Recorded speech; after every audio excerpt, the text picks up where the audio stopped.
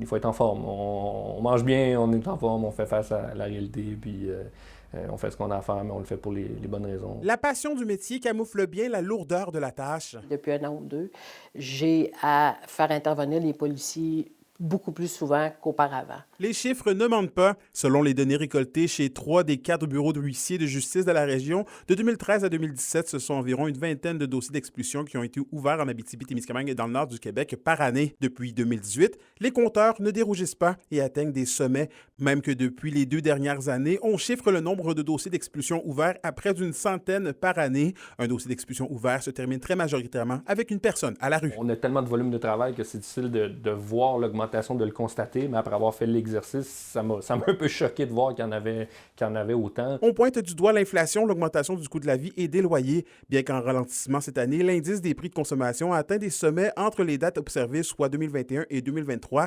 Selon Statistique Canada, l'IPC a grimpé jusqu'à 8,1 % en juin 2022, une réalité qui demande d'ailleurs aux huissiers d'adapter leur manière de travailler. On trouve des méthodes pour, comme je disais, tourner les coins ronds là où on peut se permettre de le faire sans négliger la qualité, mais si on arrive à un stade ou à un jour où on ne peut plus faire ça, qu'est-ce qu'on fait? On refuse des mandats ou on s'expose à tourner davantage les coins ronds et commettre des fautes professionnelles, moins bien servir la population, c'est quelque chose là où on ne veut pas aller. Le manque de main-d'œuvre se fait également sentir pour les quelques dizaines de huissiers qui opèrent sur un territoire presque 2 fois grand comme la France. Selon les derniers chiffres, je pense qu'il y a 2 % seulement là, des huissiers qui desserrent toutes les régions éloignées. On a beaucoup de difficultés à recruter.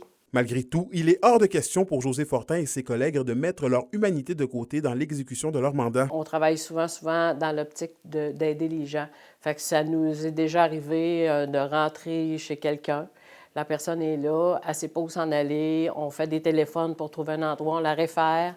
On lui donne un coup de main pour ramasser ses choses, faire des bagages, mettre ça dans son auto ou appeler un taxi pour qu'elle puisse repartir. Mais s'assurer, en fait, que cette personne-là repart, du moins, en sécurité. Bien que passionnés par leur métier, les huissiers sont tout de même préoccupés pour l'avenir de leur profession. On aimerait donc que des incitatifs soient mis de l'avant pour grossir le bassin des quelques 430 huissiers du Québec. Anthony Dallaire pour RNC Nouvelles.